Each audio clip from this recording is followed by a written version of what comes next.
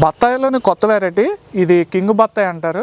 రాముడికి గుహుడు అనే మిత్రుడు భక్తుడు ఉన్నాడు. అతడు ఒక రాజు. అతడు అడవిలోనికి రాముని కోసం విస్తారమైన ఆహార పదార్థాలు తెస్తే, నేను వనవాసంలో ఉన్నాను, ఇవేవి తినను, గుర్రాలకు గడ్డి పెట్టండి చాలు అంటాడు. రాముడు వనవాసానికి సంబంధించిన ఏ నిబంధన పాటించడు. గుహుని ముందు మాత్రం మామూలు యాక్టింగ్ చేయుడు. రామా, నువ్వు అక్కడవే కదా వనవాసం, సీతకి లక్ష్మణుడికి ఆ ఆహారం పెట్టండి అని అన్నావా? లక్ష్మణుడు ఎలాగూ నీకు బానిసే, కనీసం సీతకైనా ఆహారం పెట్టండి అని అన్నావా?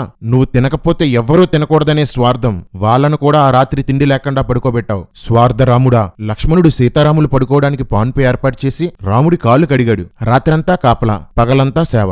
లక్ష్మణుడు డ్యూటీ ఇదే. అరణ్య జీవనానికి అనుకూలంగా ఉండటం కోసం రామలక్ష్మణులు జడలు వేసుకున్నారు. సుమంత్రుడు అయోధ్యకు బయలుదేరాడు. గంగానది దాటడానికి గుహుడు ఏర్పాట్లు చేస్తాడు. రాముడు, లక్ష్మణ, సీతను పడవలోకి ఎక్కించు అంటాడు. ఏంటి, భార్యని పడవెక్కించే పని కూడా చేయడా రాముడు? పాన్పు తయారు చేసుకోడు, చేతులు కడుక్కోడు, కాళ్ళు కడుక్కోడు, భార్యని పడవెక్కించడు, ఏ పని చేయుడు. అన్నీ లక్ష్మణుడే చేయాలి. ఒరే కర్రే, మీ ఓడు పొద్దున్నే కడుక్కుంటాడా, లక్ష్మణుడే కడుగుతాడా?